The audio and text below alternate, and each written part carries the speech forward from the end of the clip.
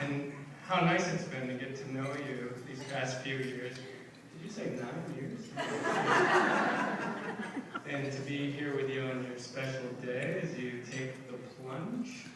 And, with your warm smile and big heart, it's no mystery what Eric sees in you. And Eric, she's totally hot.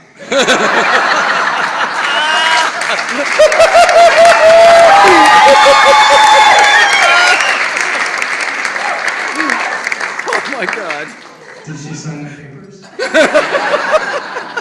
Good work. But I actually think the two of you make like a really perfect fit. I've always thought that. So Lauren, with your stoic-like personality, where it seems like you never worry about anything at all. And you're always calm and cool. And on the other hand, there's Eric, that's just this passionate, excited, constant stream of thoughts and feelings and emotions.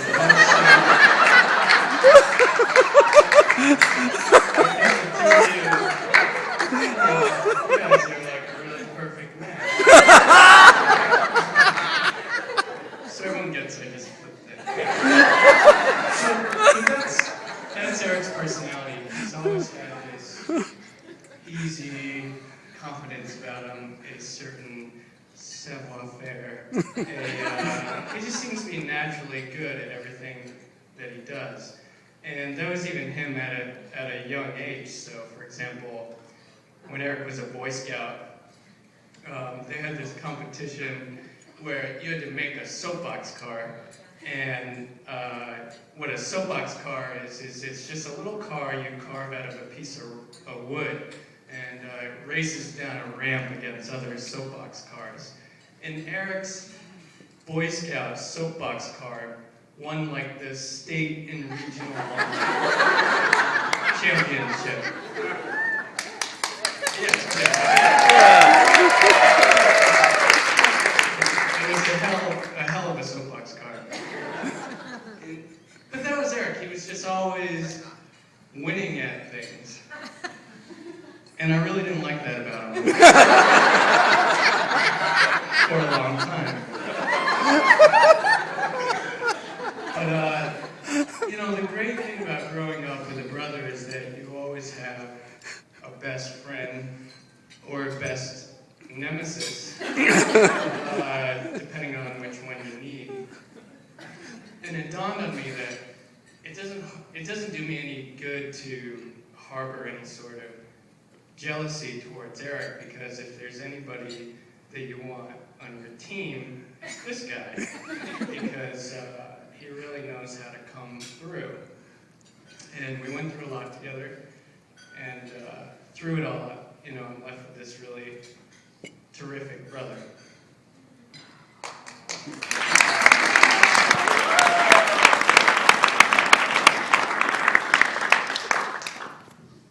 When I moved to New York City, my first apartment, I was living with 2 women from Taiwan that I met on Craigslist.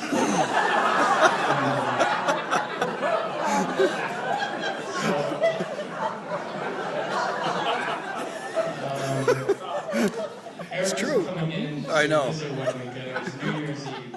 We were just going to hang out in the city and have a good time.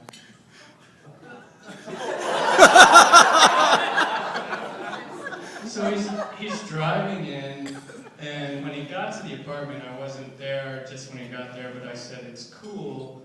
One of my roommates from Taiwan can let you in." And then the weekend went by, we had a great time, and I caught up with that roommate later, and she said to me, "I meet your brother, Mo Handsome."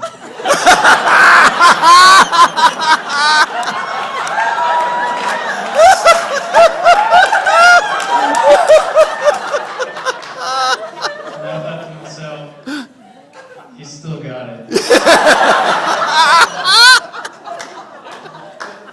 There was this one time when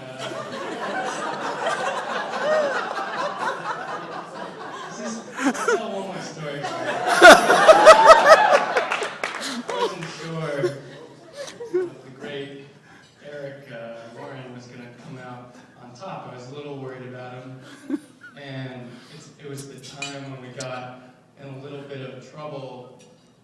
buying drinks for underage girls at Walt Disney World.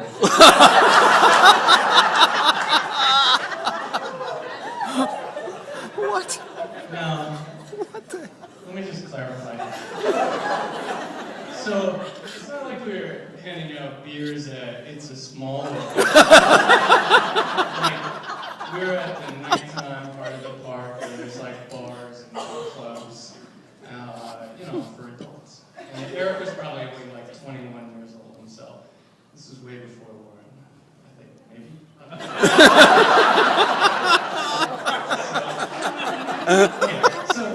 So we're at this bar, and we meet these girls, and they're wearing Mickey Mouse ears, but they did so with maturity. We come to know. And we got distracted, I got separated, and I'm talking to one of these girls with the Mickey Mouse ears, and she said, "Oh, is that guy your brother?" And I said, "Yeah," and she's like, "Oh, well, I think he's in trouble because he bought a drink for my friends, and they're all underage, and security was there, and they took him away." And I was like, "Man, these drinks are expensive too." And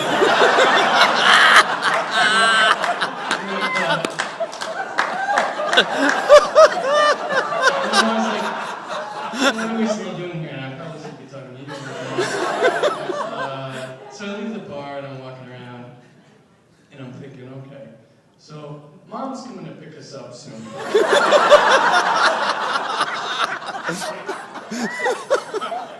And I have to tell her, like, okay, Eric's missing. The Disney police took him away.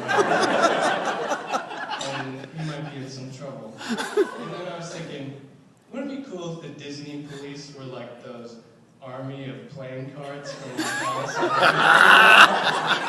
And wouldn't it be cool if they were keeping them like in that jail cell from the Pirates of the Caribbean? Like with the dog with keys in his mouth, beyond the reach of the bars. I'm thinking about all this. Having a little trouble focusing. It's a magical place. And someone taps me on the shoulder and I spin around and it's Eric. I was like, "Oh, I thought you were in trouble. What do you sleep on Aladdin's flying car?" And he said, "No. What happened was, it's fine." So I still don't know, exactly. But the moral of the story is he came through. And Lauren, I think he's going to come through for you. I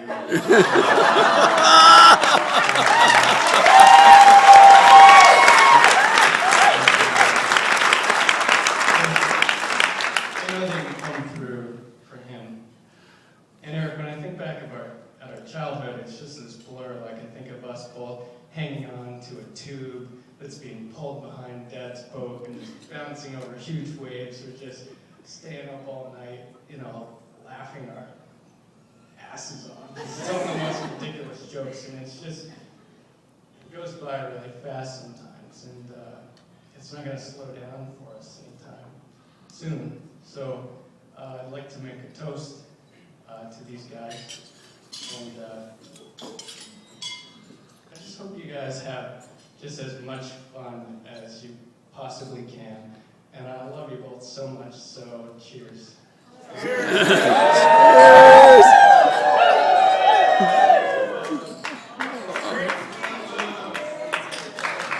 Let's hear it for West 790.